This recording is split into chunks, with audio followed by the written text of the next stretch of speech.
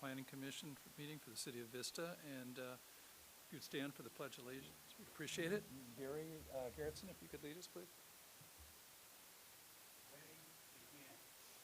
Pledge allegiance to the flag of the United States of America and to the republic for which it stands, one nation, under God, indivisible, with liberty and justice for all.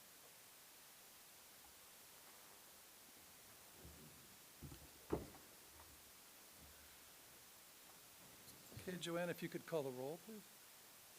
Vice Chair Grimm, all commissioners and student commissioners are present with the exception of Chair Rossler and Commissioner Savage.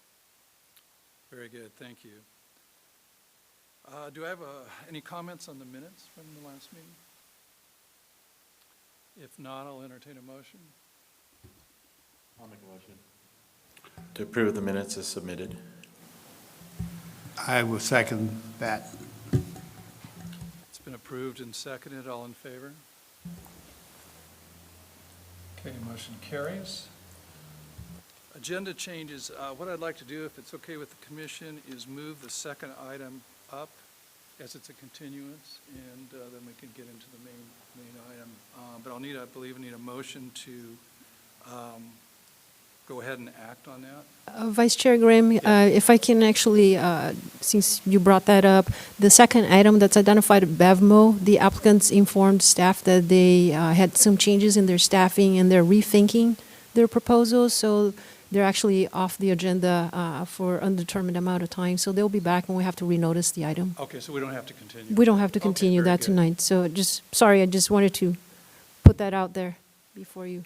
Oh, that's great. Proceeded. Thank you very much. So why don't we then move into the first item tonight, which is PH1 P220018, small lot residential development requirements. And if we could, excuse me, I should probably explain the process first. This will be a public hearing item. On a public hearing item, we will have a staff presentation on the project. And then the applicant is also provided an opportunity to speak on the project. Then the commission can question staff and the applicant on what's been presented, and then we open up the public hearing, and people will be limited to 3 minutes to speak on the item, and then we'll close the public hearing. With that, can we have a staff report? Certainly. Vice Chairman Grimm, Commissioners, good evening. My name is Patsy Chow. I'm the Deputy Director, Community Development City Planner. I'm pleased to be here this evening to present to you the small lot residential development requirements. So just wanted to give you a little bit of background in terms of this particular topic. In the past several years, there's been a significant interest in trying to do small lot, single-family residential development in our city as one alternative way to how to promote homeownership and owner-occupied housing opportunities in Vista for individuals that are trying to enter the housing market, trying to buy a home in Vista. And right now, our development code really does not allow for small single-family lots, and the smallest size, the lot that we allow per our code is actually 6,000 square feet, which is basically found in the R1B zone.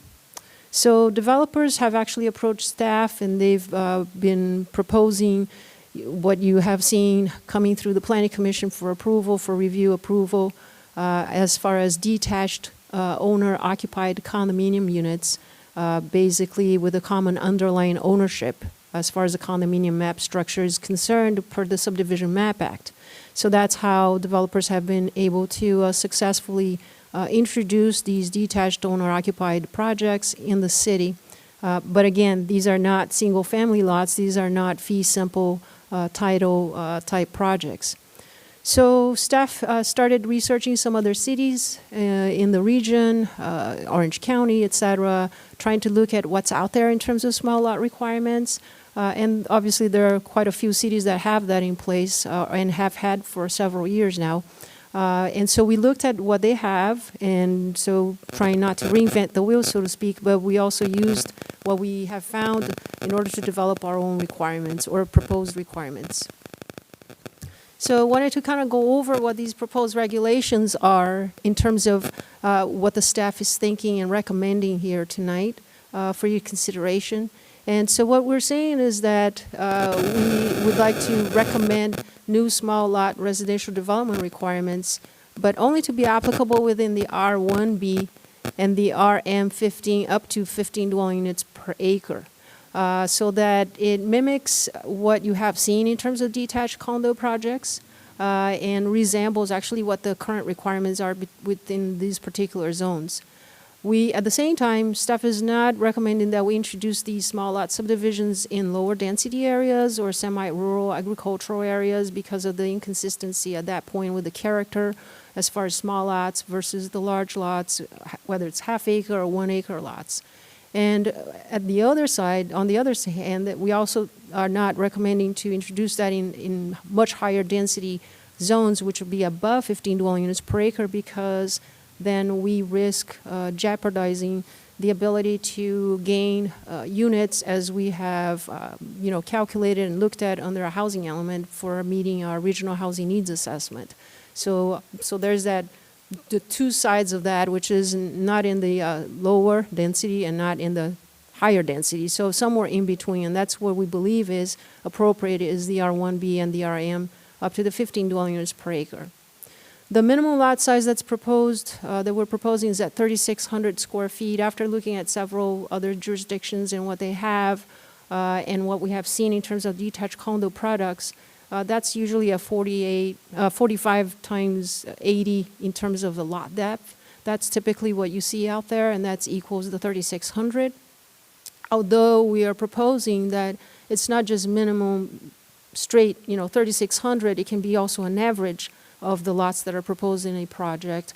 So it doesn't confine so much that it becomes so hard, just trying to meet that 3,600. So we're trying to look at ways to how to make it work and also be reasonable at the same time with that particular number. The minimum lot width is proposed at 45 feet. The cul-de-sac minimum lot width at 20 feet. That's pretty standard that we have seen out there with projects that we have reviewed and processed. The sidewalks and the 6-foot wide landscape parkways will be required on both sides of the street, and we have heard this loud and clear from Planning Commission, City Council, how important that is to have landscape parkways, sidewalks, access throughout the development. And certainly when you're starting to get into a small lot scenario, we need the proper access way, the proper linkage, throughout the development.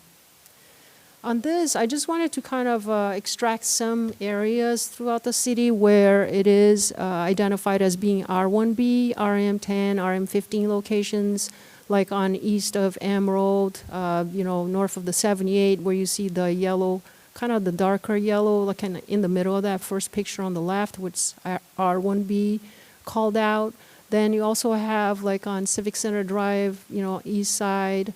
And then you also have some other areas throughout the city, East Vista Way, et cetera, North Santa Fe, some other areas R1B designated.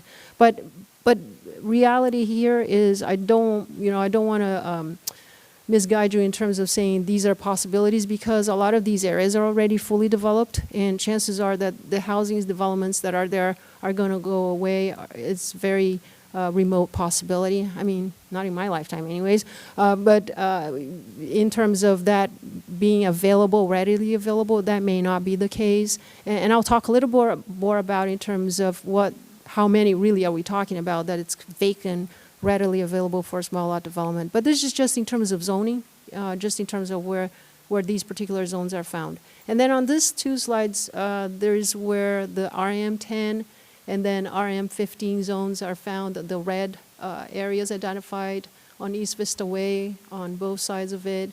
A lot of it is actually RM21 throughout the city, so the RM10 and RM15 actually are less prominent when compared to the higher density zones. And then obviously you have East Vista Way, Calle Julius on the right side on Beaubier. There's some areas that are identified within the 15 and the 10 dwelling units per acre as well.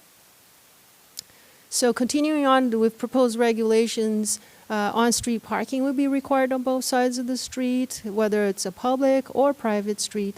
The curb-to-curb width would be minimum 40 feet, and that is necessary in order to accommodate on-street parking, which is so important. And the commission has always made that a very important, strong point about the need to have on-street parking for guests, for folks that are obviously going to park on the street when coming back home at nighttime, or what have you.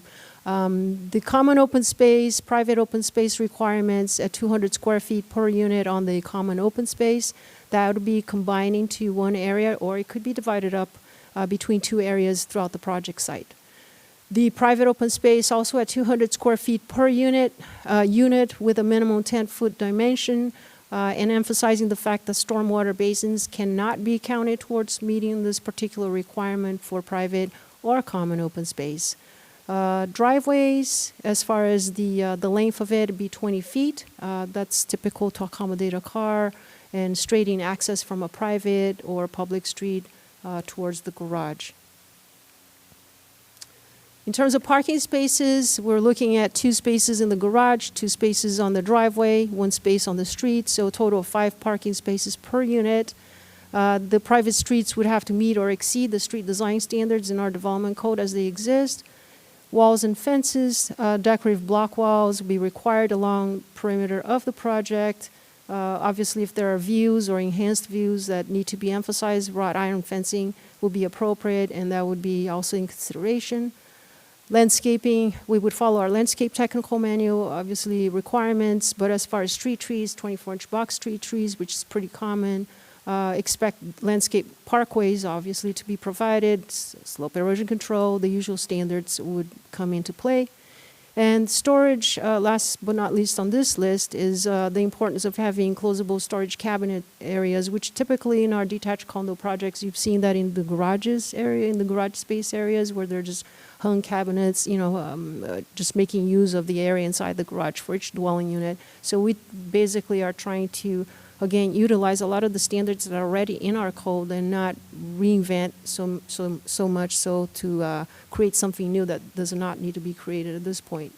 The front yard setback is 20 feet from the ultimate street line or driveway line, 10 feet from the street line, driveway line as far as the remainder of the residential unit. Side yard setbacks would be at 5 feet. However, if you have a corner lot that would be facing a street, that would be at 10 feet at that point to provide a little more buffer and separation there. The rear yard would be at 10 feet. Building height's pretty standard, the 35 feet or 2 stories, whichever is less. That's already met a requirement in our code in terms of our residential zones.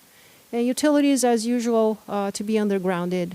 As it is currently as well. And if there's any conflicts, we put a provision in there between any of these standards and any other parts of our development code, then these standards would actually take precedence.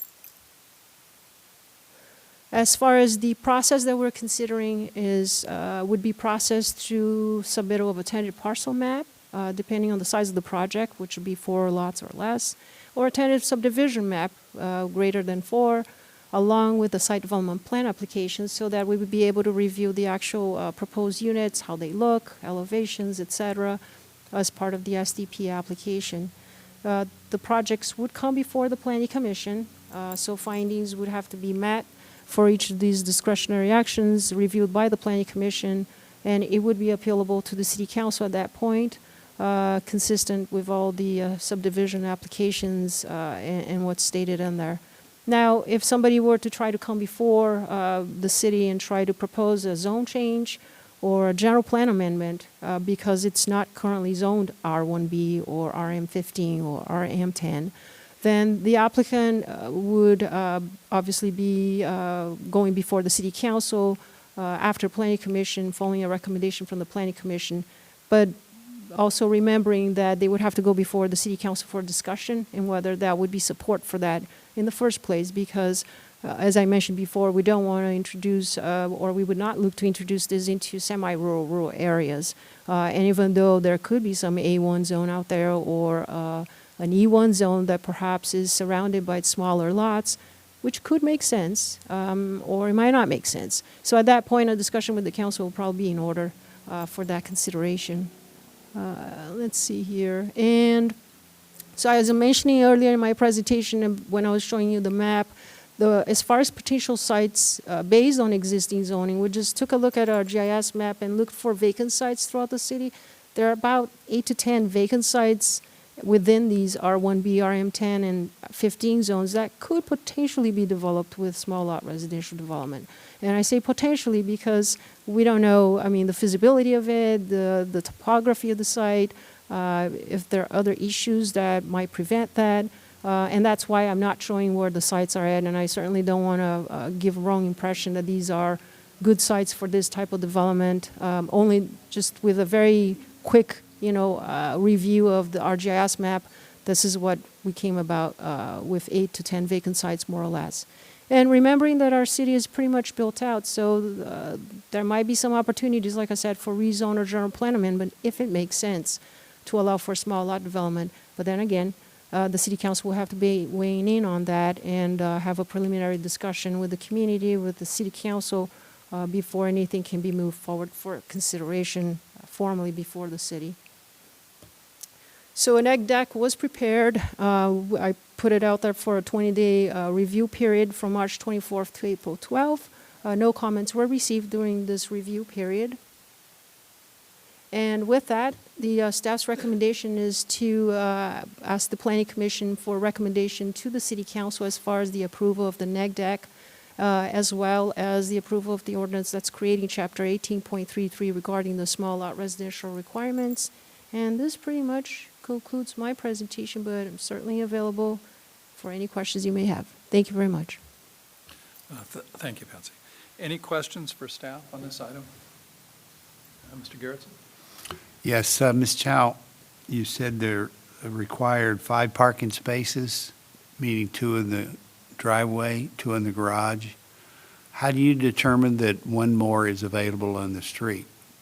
We would basically be identifying that through probably a parking exhibit and have the developer identify where exactly the spaces are in terms of the possibilities on the street, where they're at. So we would have that depicted so that we know exactly where they're going to be located, and then there's enough. But it's open parking on the street, so how they're not going to identify a space that's only for that property? No, yeah, right? no, yeah. So it's going to be some sort of a study that would indicate that it's never full on the street? I think it's more in terms of making sure that there's a space to provide for the 5 spaces at the end of the day, times however many units are being proposed as part of the subdivision, and make sure that that count is available there. Whether that particular parking space on the street is designated, I don't think that's what we intend to do as part of the proposed ordinance anyhow, is really mainly to have that available spot on the street so that we have at least the 1 per unit available on the street, whether it's for a guest or additional overflow. I don't know how you would do that unless you looked at what the street parking was, meaning actually take photos or look at and say there's 1 more space available. Because if the existing homes take up every spot on the street, how do you determine that 1 more could be available for a 3,600 square foot development? I think that has to do with the regulations that are put in place for the subdivision. Typically, when you have a subdivision like that, you would have private streets. Most likely, you would have CC&Rs or an HOA that would actually oversee that.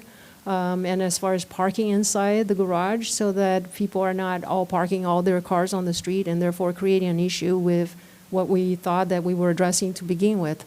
So when it comes down to making sure that that's still available, I think it's important that in the CC&Rs or in the HOAs recognize that, 1, that people are going to be parking in their garages, and 2, there are 2 spaces on the driveway. And the fact that as long as they provide the math that's appropriate, that meets the 5 parking spaces, per unit, I think that's what we're looking for. But as far as regulatory policing that will be up to the developer as part of the CC&Rs. But I don't know how you're going to enforce the garage parking. I mean, even if the garage is totally vacant, you get the first 2 cars come home, park in the driveway, and the next 3 park on the street. So if everybody does that in the neighborhood, I don't know how you determine that there is one more street parking spot available for this new development, even if it's a one-home development. I think it's really coming down again to the fact that if the HOA and the CCNRs are going to be regulating and overseeing that, they have to be the responsible party. The city is not going to be, at that point, stepping in and policing that from that perspective. But for us, it's more important that the parking exhibit 1 shows that there is the space available to meet all of that. And after that, when the project is built, is occupied, then it really becomes an enforcement issue with the HOA, with the board, and how people are abiding or not by that. But if you have street parking on both sides, Mhm.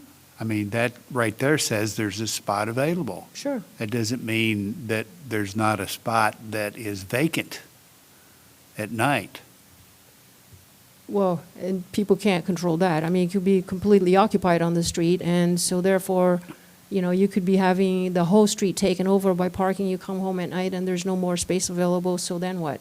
But then at that point, you know, we can only do so much, which is, from our perspective as staff anyways, is to provide the tools and to provide the regulations that adhere to and to the concerns that we have heard in the past, which is to provide enough parking for the community. And 2+2, which is now even beyond 2+2 parking spaces, now with the additional parking space, it's actually going above and beyond what we normally see anyways. So that to address the fact that, you know, we could continue on and on and on and ask for 2 instead of 1 on the street, but then where's the end of that too? So I guess for sake of discussion, I think it's valid point, but at the same time, you know, based on experience and based on what we have seen projects built, it's not a complete departure from what it's out there and from what we have seen or expected. So that's why we feel pretty comfortable with that, with the 5 spaces. Thank you. Other questions? Commissioner Aguilar? Thank you, Chair. So the driveway, you have a 20-foot requirement. Does that include the public easement, you know, the right-of-way or the Right-of-way, public yeah. easement area? That, the 20 feet is clear for the parking for the car, essentially. So it should not be going over the sidewalk or landscape parkway or the actual pathway, I should say. So it's where the sidewalk ends, 20 feet from there Yes. to the, okay. Exactly, behind that, yep.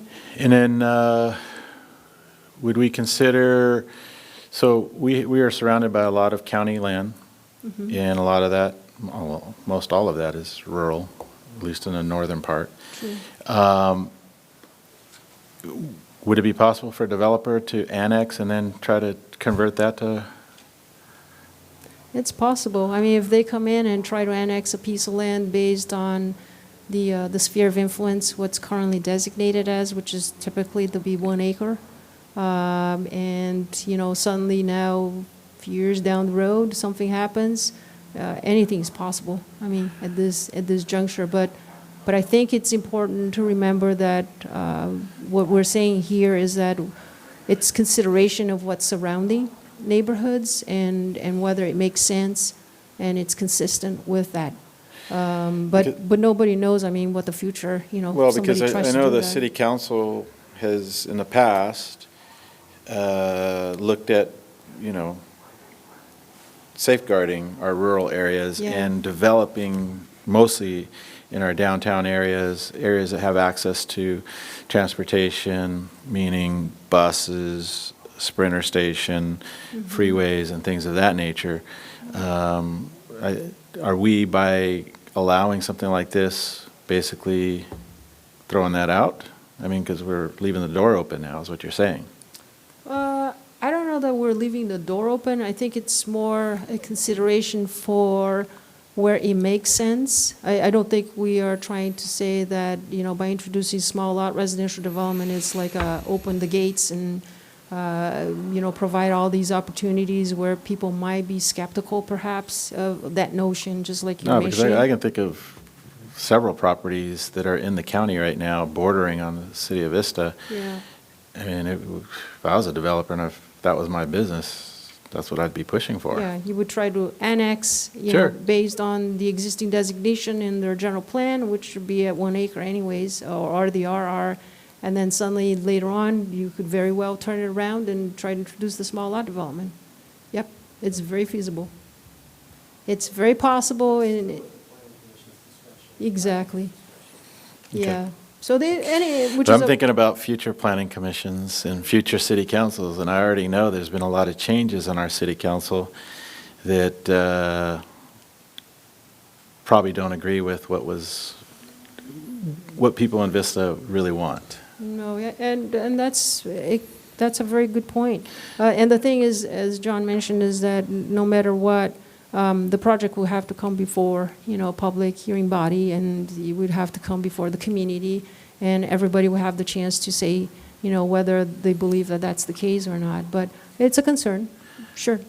Yeah, I mean, from evidence of our last meeting, right? Mm-hmm. I mean, and I was part of that planning commission and city council that made some of the changes in our downtown, and Yeah. it was evident that those people either were not informed or, chose not to be informed. But then they come out with the pitchforks and the torches, and, It does. I think it's a very fluid. It's just, people react afterwards. They don't even, Yeah. so we're making a potential change that, there's nobody here tonight. I know, and it could And it's be- been noticed. so Exactly. All right. Exactly. I think you guys are somebody, so. I know who's here. Other questions from the staff? Commissioner Lewin. Thank you. Patsy, when was the last time a tentative parcel map was approved for 6,000 square foot lots? Oh, boy. A tentative parcel map, so we're talking 4 lots less for 6,000 square foot in an R1B zone. Probably, actually, there is a project that I currently have, and it would fit that category.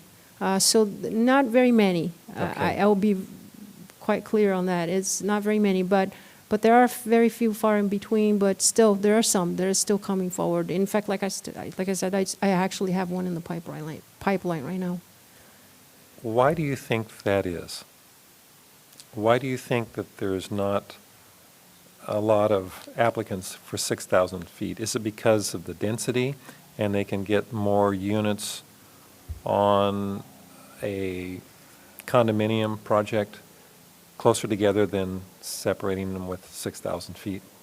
I think it's a combination of that, a combination of the fact that the projects that I come to my mind anyways that are in that particular category is the owners themselves probably have, they're not equipped, or sometimes they're not as sophisticated, as some other developers perhaps, and they're trying to do what they can with the land, and just basically adhere to what the requirements are and the zone requirements are. But it's not easy. I mean, development is not easy, period, right? So wherever it is in the city, no matter what, density or high density or low density, there's always going to be a challenging part of it, which has to do with the fact that we're pretty much built out community. And so the spaces that are left, or the lots that are left, have a lot of challenges associated with them, whether it's a physical aspect of it, mostly physical aspect, or a topography issue. Those are the ones that I've seen that have actually lingered for a while and going through the process very slowly, because there's a lot of stuff, whether it's a stormwater issue or whether it's some compliance, higher level, state level require mandate or something. It does create a lot of complexity for a lot of these small owners. I don't want to qualify it as small owners, but small lots, small subdivisions or tentative parcel maps, in other words, to be able to develop those. But it's hard to say. It comes and goes too with the economy and people's interest in doing that, and just trying to utilize what they have, or sometimes they see the possibilities with a vacant piece of property. And again, just trying to adhere to what the zone is, you know, and not deviate so much from that, but. Okay, got a couple of other questions.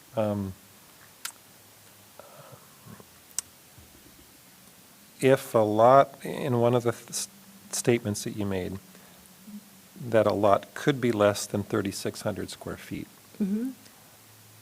I would like to put, if we could, if this goes forward, to keep the minimum lot width at 45 feet.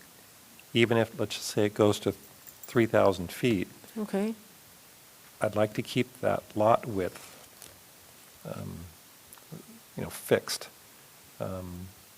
Simply because by the time you have your setbacks, your side yard setbacks, you end up with a very narrow lot. yeah. And then coming back to a point on parking, if we have just say a 20-foot wide driveway, and if we have one other additional parking space in front, that's 40 feet excluding the aprons on the driveway. So that would be my reasoning for keeping that lot width At at 45 45. feet. And then That's- another point, Mhm. if you park in front of my house on a consistent basis, I'm going to go and knock on your door asking you to move your vehicle so I can park my boat there. But I mean, I think the neighborhood is going to solve that. It'll be fifth self-policing. space Parking spot. Yeah, Yeah, it will I be. agree. A clarification, please. On one of the slides, you had presented common space versus private space. So if we have individual ownership of these lots, could you give me an example of what that common space would be? So if we're talking about common open space such as a passive area, or it could be an active recreation area, that would be somewhere centrally located and useful and usable by the residents that live there. Potentially that would be what we're meaning by the 200 square feet as far as common open space per unit. So whether you combine that into, just one big area, or you maybe just divide it up and have it at both the north and the south end of the project or something like that. That's what we kind of envision for that. On a subdivision with single-family homes on it, is there a city requirement that amenities have to be provided? Nope. There is for multifamily projects, but not for single-family per Okay. se. So Okay. the small lots would definitely, that would be a plus, I think, in terms of the Okay. small lot. And Commissioner Looney, if I can go back, that 45-foot minimum lot frontage, where it's at in the proposed ordinance, there is the last paragraph talks about modifications where it would be allowed. And there are several of the items that they're not allowed to, or would not be allowed to deviate. So I can include that in saying that that's one item that you couldn't deviate from. So I just Okay. wanted to kind of mention that, if that would be Okay. acceptable, I guess that's what you're asking. And then, could there be a condition where future annexed land would have to be, or would come under the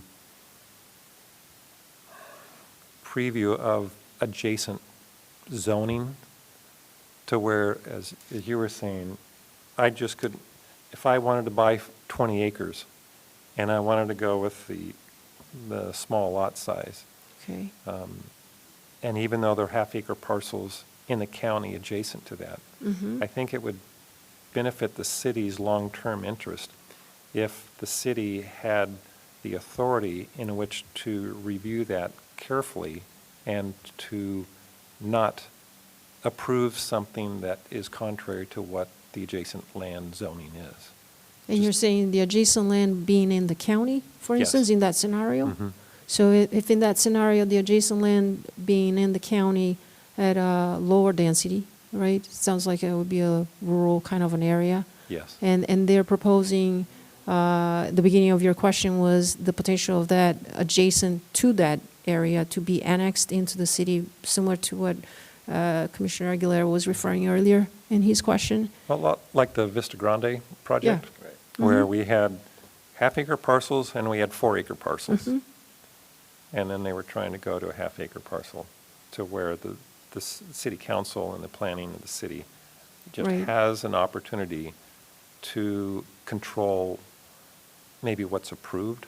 And I don't know if that's possible, but Yeah, and that would go back to the idea, the notion that if there is such a possibility or an opportunity for that to be looked at, they would have to come before the city council for a preliminary discussion if they're trying to even entertain the idea of possibility of changing a general plan amendment or zone change at that point as part of the annexation possibility, I guess, at that point.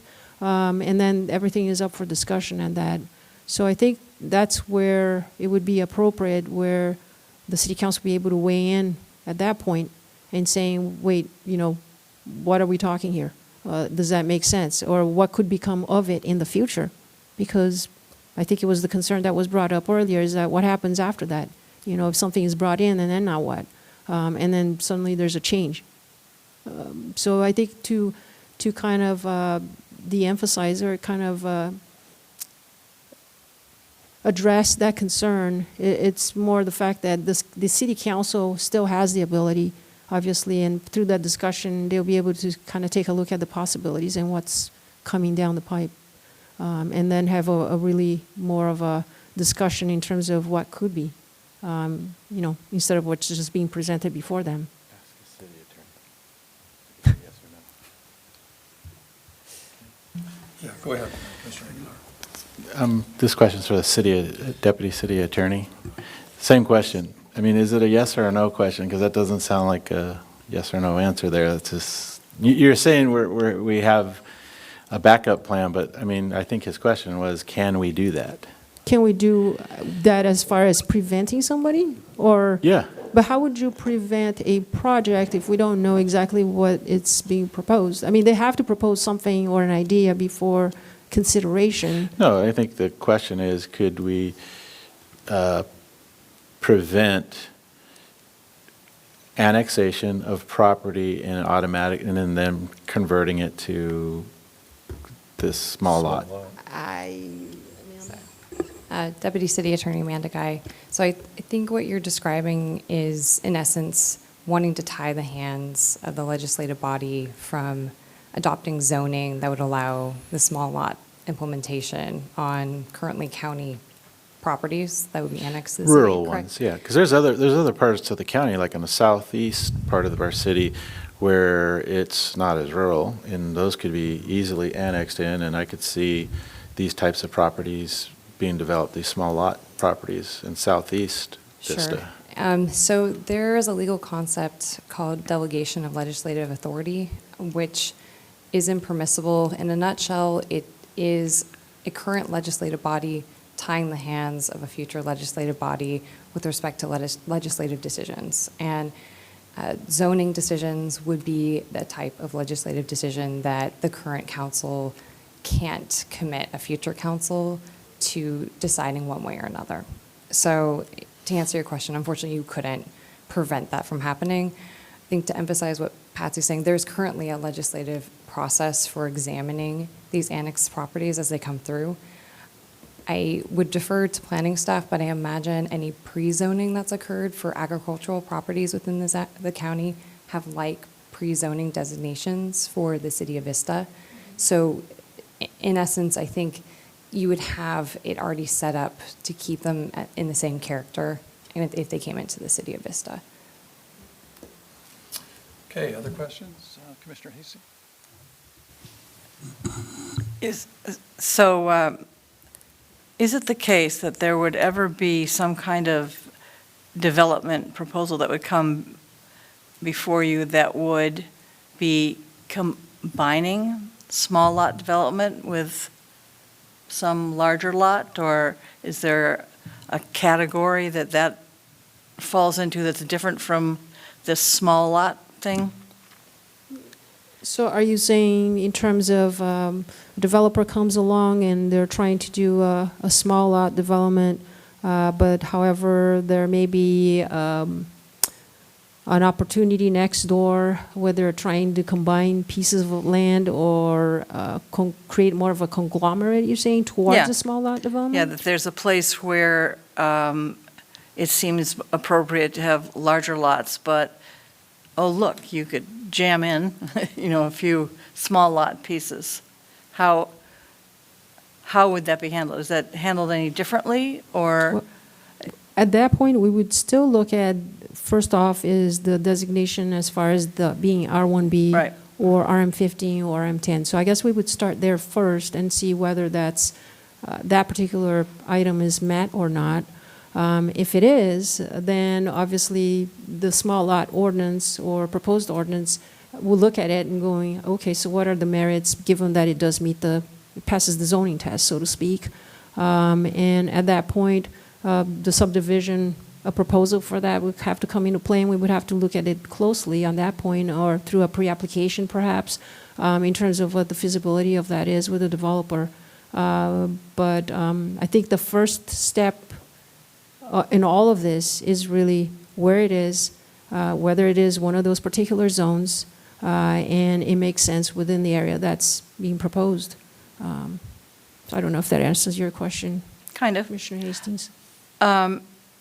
This went back to your example of what if you had a 12,000, you take the average and you take the biggest lot and the smallest lot. Is it likely that you would have these wide discrepancies in size of the lots, really, when you're setting up your averages?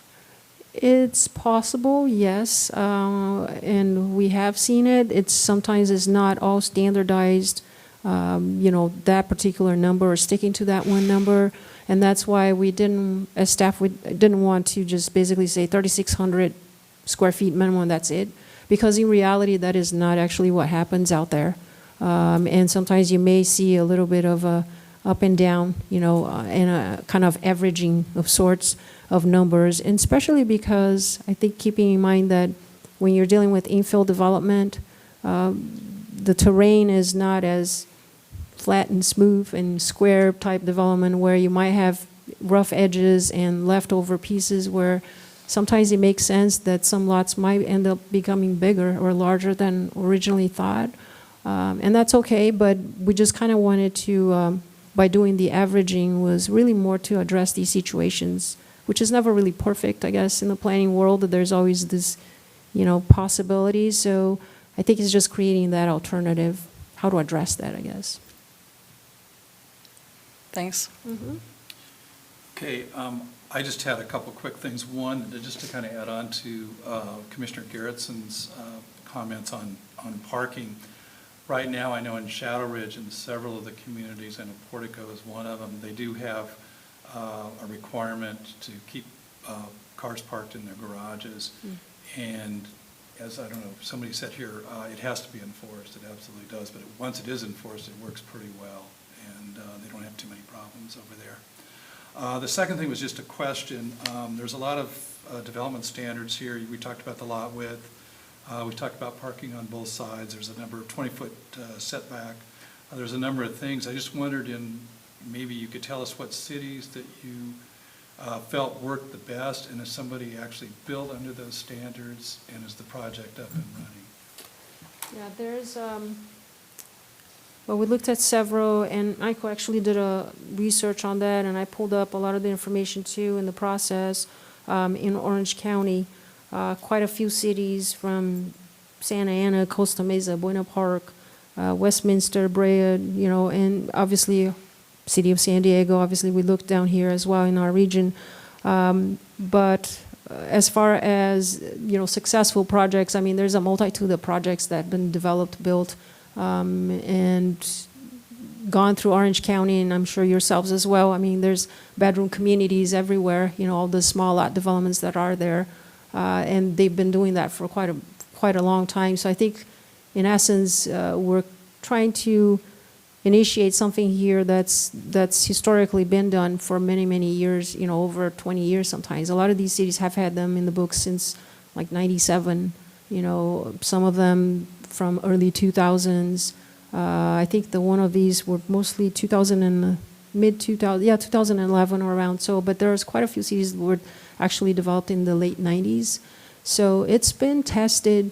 I mean, it's been out there for quite some time, and I think it does provide a perfect opportunity for the home ownership, the ownership aspect of it, that argument that everybody, so much talks about, especially these days with the shortage, of entry-level housing. So, I guess the second part of that question is, did anybody, I think a real good way to find out whether these work or not is to actually have somebody, maybe 5 years after it's been implemented, to go up and take a look at it. I don't know, do we have time to do that? Has anybody gone up to look at these projects?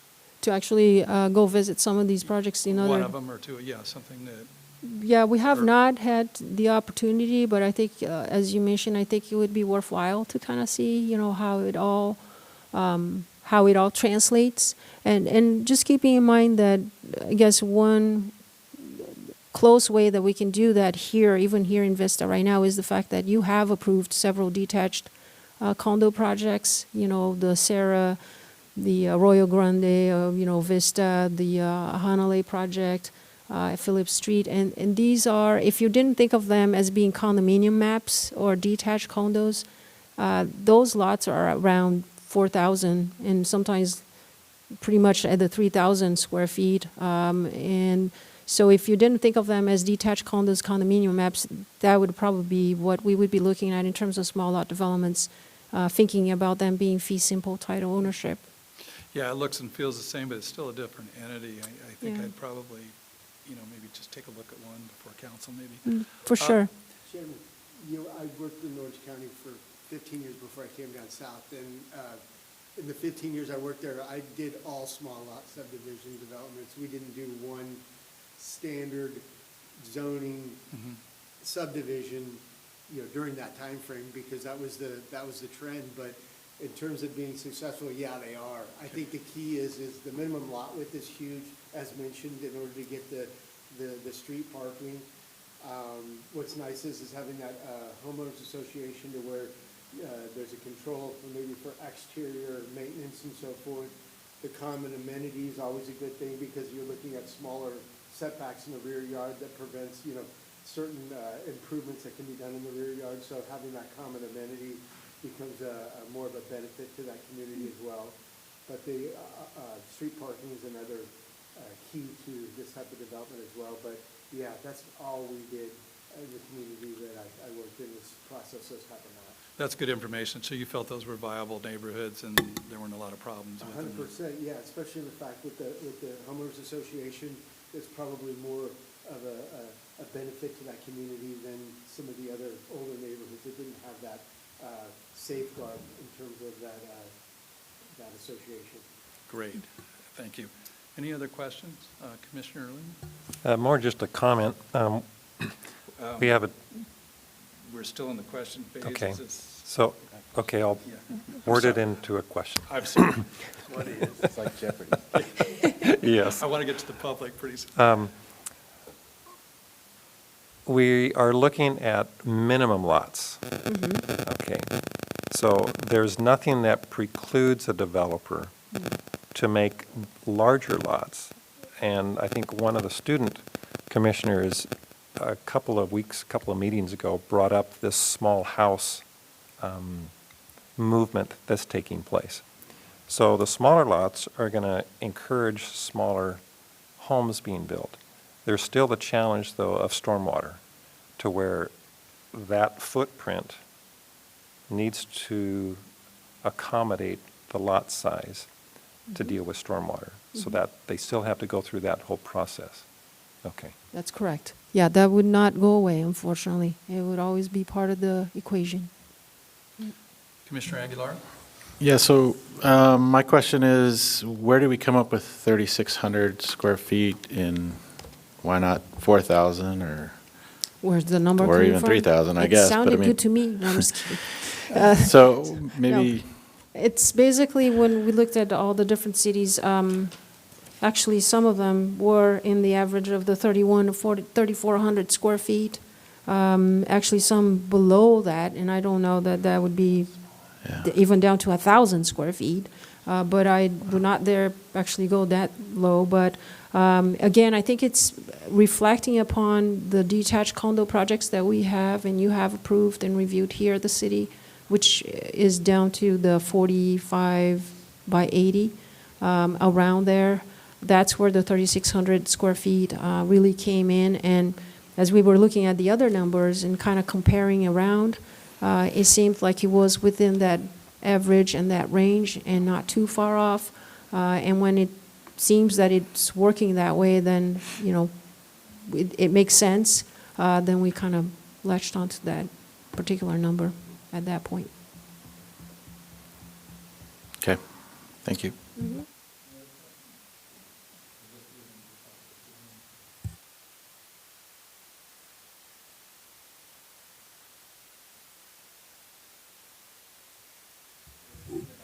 Sidewalk requirement for the developments. Would that be to kind of like a Sunset Drive situation where there's chunks of development that have sidewalks on the street, but then there's other chunks that there's no sidewalk at all? So then there's A hodgepodge of sidewalk, no sidewalk? Yeah. No, in the small lot, as it's proposed, the required landscape parkways with the sidewalk, that would be consistently throughout the community. So you would not have that sawtooth, you know, in and out, and I'm on sidewalk, now I'm not. So that would be the benefit of the small lot ordinance, to create more of a consistent look, maintenance, you know, the visual aspect, the safety, the connection, the connectivity throughout the project.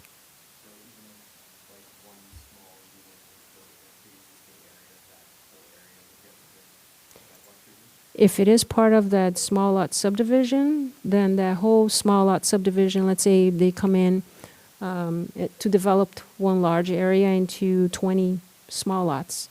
So all of those 20 small lots, as they would be proposed in a tentative subdivision map, would show that delineated, you know, landscaped, the parkway, the sidewalk, and how it all connects throughout the project. So we would be able to look at, and the commission would be able to look at it as a whole. So not parts of it, you know, and it wouldn't be piecemealed either. So it would be like all in ones. Yep. Does that help? The question though, I think, is if it was a vacant lot in an otherwise developed area, only the vacant lot would be improved, not the rest of the property that they didn't have covered out. Oh, yes. If you're in an existing neighborhood and you have existing developed property throughout the area, and there's that one parcel that's going to be developed with small lots, we wouldn't be able to force, you know, the rest of the neighborhood to provide sidewalks or the connectivity that's beyond the footprint of the development itself. Does that make sense? Exactly. Within the project, yes, within the project. So there's got to be a nexus, right, in terms of when a project comes in, what do you ask for that's directly associated with the project itself. So even though we would be, enticed and feeling like, wow, if you're coming into this neighborhood, then develop and provide sidewalks everywhere. Unfortunately, by law, we can't create that unless it's immediately abutting the project site, across the street, or it makes sense. But if it's throughout the neighborhood and it's no connectivity whatsoever, then it's really hard pressed on us to try to create that nexus, I guess. I guess from your comment, what comprises a small lot development? How many houses make a development? Because I'm hearing some things that make it seem like maybe you could have a small lot. And is there some kind of a requirement for how many defines a small lot project? So a tentative parcel map is basically 4 or less. A tentative subdivision map is more than 4, so 5 or more. And we were talking a subdivision, whether through a tentative parcel map or a tentative subdivision map, we're not talking one family coming in and saying, I want to develop a small lot, because imagine this, you are a homeowner, you have one lot that you own in Vista, and it happens to be in an R1B zone. and perhaps is not 6,000 square feet, and it is less than 6,000 square feet, and it's about, let's say it's 5,000 square feet. So now you're like, oh, great, so now I'm going to come in the city and I'm going to call it a small lot. But in essence, I'm going to save you the trouble because you don't have to do that. Because essentially, you have a legal lot. Let's hope that it was created legally. And in the fact that it was created legally, then you can actually develop it. So there's no need for that homeowner or yourself to try to use the small lot, the ordinance itself, in order to create the possibility of development there. Now, if you're going to be subdividing a piece of land that's, 20,000 square feet or what have you, then yes, you would go through the small lot ordinance through whether it's a tentative parcel map, most likely probably a tentative subdivision map, and then go through that process. So there's that difference right there. Thank you.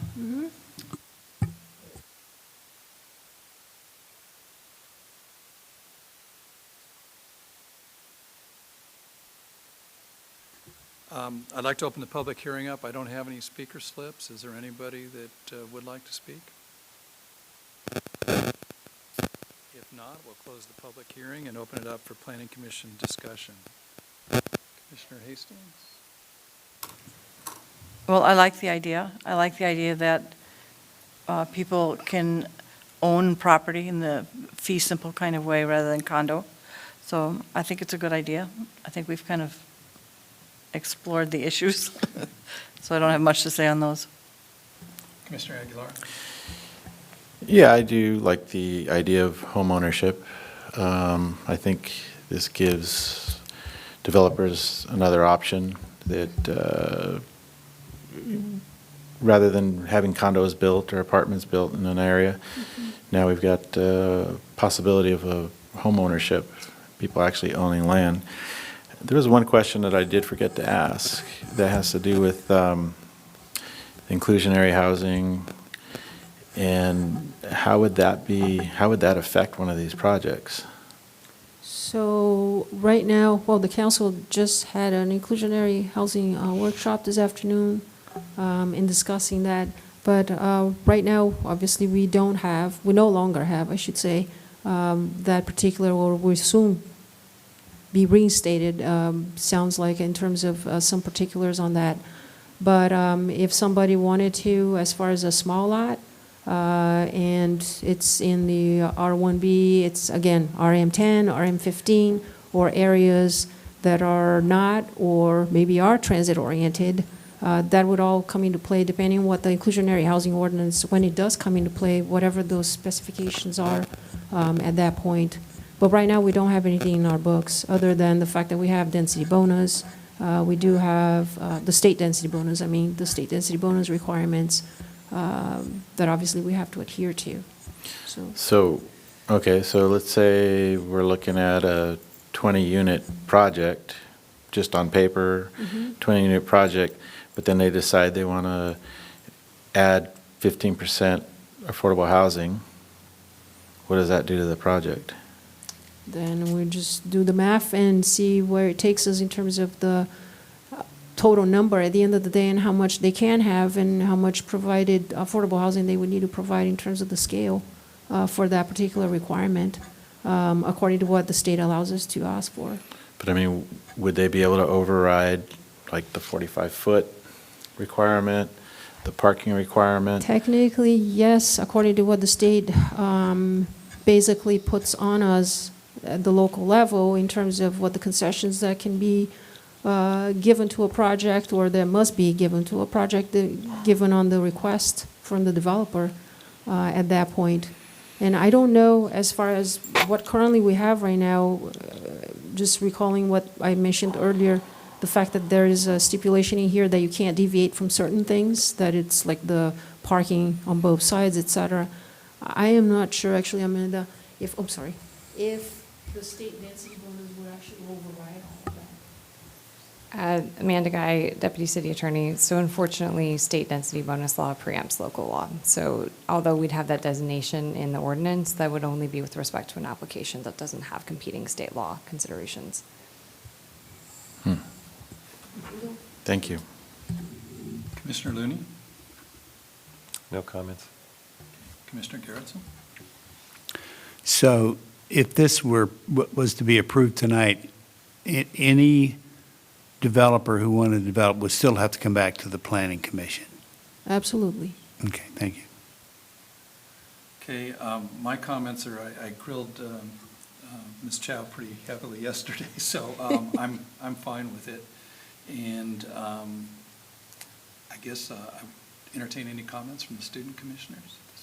I like the idea. I think it's a really good idea, and I think that it's really good that we're going to start, if it is approved that it is rural housing in this case. I feel like we just have been having so many apartments and condos that housing is really good. I mean, I'm going to probably buy a house in like 5 years, so good opportunity.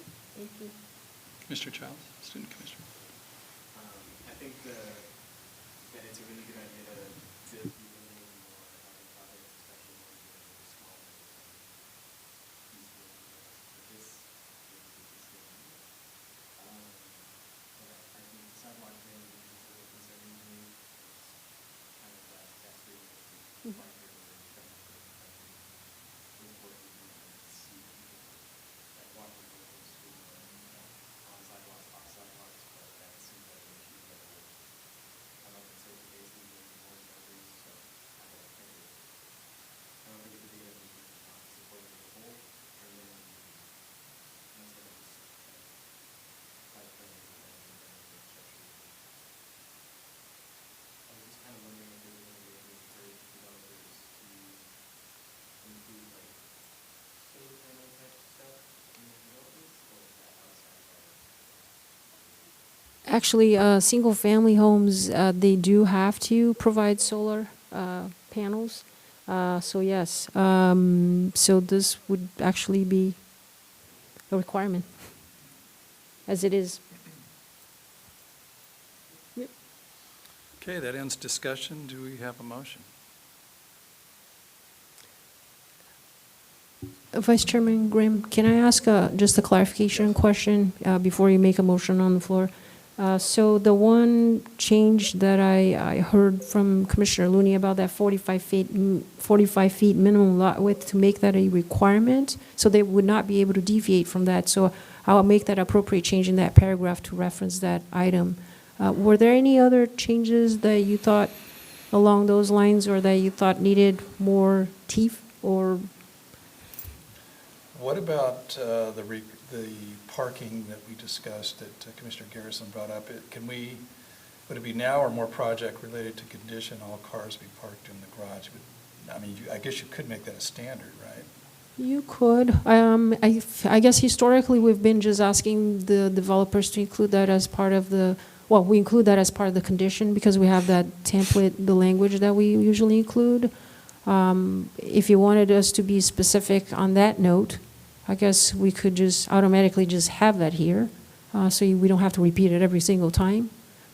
It's up to the commission. Yeah, in that kind of situation, I don't know if you'd want a developer to be able to say at a planning commission hearing in the future or a council meeting I don't really want to do it here, and then the council agrees to it, where if we put it in now, they would have to do it, correct? That's true. Yeah, this is the opportunity where it's in draft format before I take it forward to council. Okay. And I don't know that, Amanda, would you have concerns if? The only thing that comes to mind with respect to having a mandate in the ordinance for parking in the garage is these are considered single-family residential units, and that's not a requirement for other single-family residential units. So whenever you have a difference in generally applicable requirements between two like items, you have to consider what is the rational basis for distinguishing those two classes, and maybe that exists here. I'm just pondering in my mind what that exactly would be. So we would want to articulate that so that it's clear why we are, in essence, providing a benefit to other single-family homes, that they aren't subject to this mandate while these would be.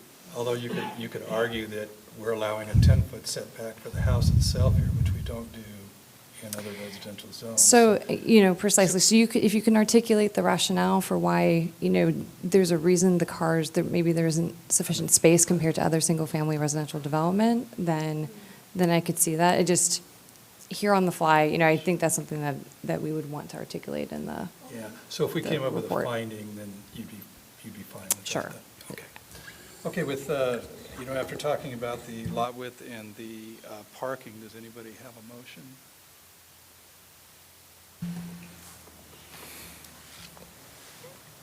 Commissioner Aguilar. Yeah, I'll make a motion to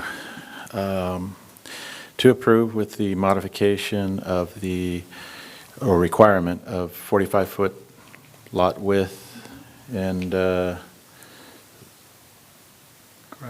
garage parking, because I think that we're looking at smaller lots in general, so we're squeezing many more people and vehicles into a smaller area. So I think it could create an issue down the road. So, yeah. Okay, and does that motion kind of meet your comment for the finding that there's not an adequate space and we need all the parking? I think that'll be sufficient. I think that points to aesthetic traffic congestion concerns, so, yeah. Very good. I have a question. So if I have a two-car garage, I can legally turn that into a junior ADU. And so I can no longer park two cars in that garage. So back to the fact that if we are stipulating that in the ordinance, and you're saying later on down the road, the conversion of the garage, which they wouldn't have to have a replacement of the spaces, that is Right. true. And the junior ADU is allowed by the state, and the state preamps, and Correct. this goes away kind of So automatically?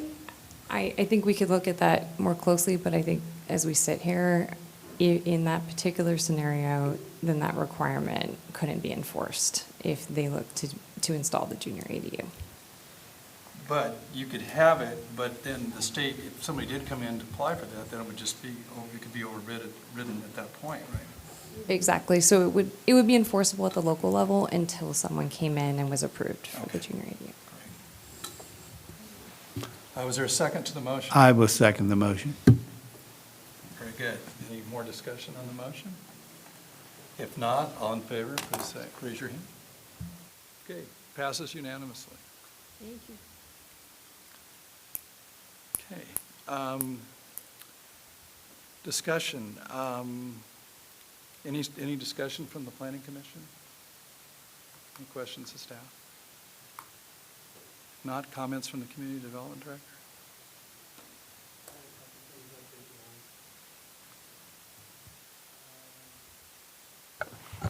So the next meeting of the Planning Commission will be on May 3rd. We will have a meeting in 2 weeks. We have a couple of items to present. City Council had a workshop today on inclusionary housing, which you mentioned. They gave direction to staff to come back with a new policy to require 8% of units in citywide projects that are over 20 units in size be affordable. And within the transit-oriented areas, which is 3/4 of a mile with any of the Sprinter stations, 20% of the units within those projects have to be affordable. So that was the council direction. So we'll be coming back to the Planning Commission with a recommended policy and an ordinance before it goes to council, which will probably be sometime this summer.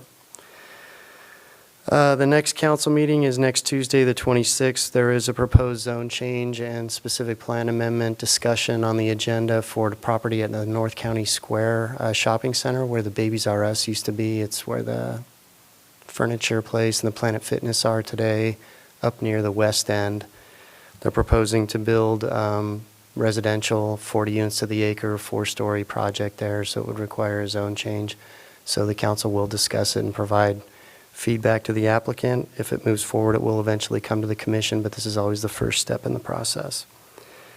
As far as development activity, the Terrace Lofts project at the corner of Terrace and Santa Fe across from the Paseo Artist Village where the big beautiful mural just went up.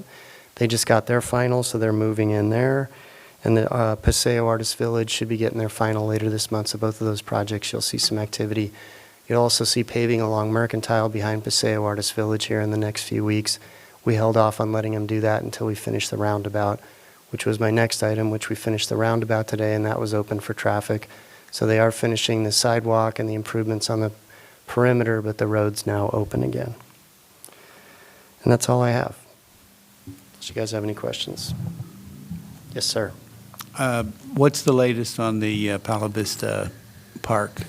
So Palo Vista Park, we have unfortunately suffered from the contractor's inability to staff his crews to finish the project. So they've unfortunately kind of extended themselves a little too much. We're having trouble getting their crews back on target for finishing the park. It's the same contractor that we used for the roundabout. So all their crew is working on that. When that finishes up, they'll move back to the park. But we are now pressing them hard on their scheduled time frame to finish that project. They're well behind schedule. So we're working on it. But manpower is an issue for them. I just wanted to make a comment. The area along South Santa Fe where those two projects are about to final, that looks really, really good in there. I mean, it looks like a different city, you know, Yeah. from where it was 3 years ago. The city still owns the property around the roundabout there, just to the north of those projects, so that'll be something we'll be looking at over the next year or two to see if there's anything worth putting there. But yeah, it's improving. So it's not projected for parking then? No, we own the property on the corner of Mercantile and Guajome. It's being used as a staging yard right now. That's where the proposed parking lot is going to go in the future. Other items of discussion? If not, I think we're ready to adjourn. Let's close the meeting. Thank you. Adjourn. Thanks.